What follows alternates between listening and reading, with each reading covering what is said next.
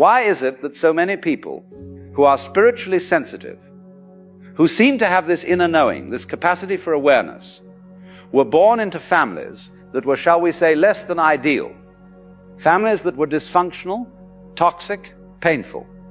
And you might think, well, if the universe is so wise, if there's some kind of intelligence behind all this, why would it put these sensitive souls into such difficult circumstances? But what if I told you that this is not a mistake? What if the very thing you've been cursing, the very situation you've been trying to run from your entire life, is actually the most important thing, not because suffering is noble, but because sometimes the hardest soil produces the strongest trees.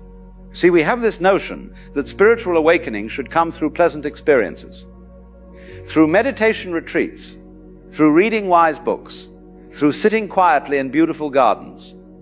And yes, these things can help. But the real awakening, the kind that shakes you to your bones, often comes through fire. It comes through difficulty. It comes through having everything you thought you needed stripped away until all that remains is what you truly are. Think about it this way. If you were born into a perfectly harmonious family, where everyone was kind and understanding, where love flowed freely and naturally, would you ever question anything?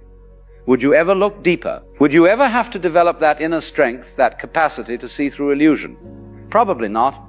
You'd simply flow along with the current, never knowing there was anything else. But a toxic family, a dysfunctional family, they give you something else entirely.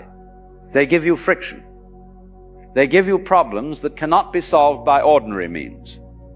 They give you situations where you cannot simply go along with what everyone else is doing, because what everyone else is doing is clearly mad. And in that friction, in that impossibility, something begins to wake up. Let me put it to you another way. When a grain of sand gets into an oyster, it irritates, it hurts. The oyster cannot simply eject it. So what does the oyster do? It begins to coat the grain of sand with layers of nacre, slowly, patiently, and eventually that irritating grain becomes a pearl. The most beautiful thing the oyster creates comes from the thing that hurt it most.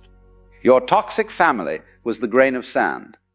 And you, through all your struggles, through all your pain, through all those years of trying to understand why they were the way they were, you've been creating. You've been developing something that people born into easy circumstances never have to develop. Wisdom. Real wisdom. Not the kind you read in books, but the kind that comes from having to figure out how to survive when everything around you is chaos. But here's where it gets really interesting.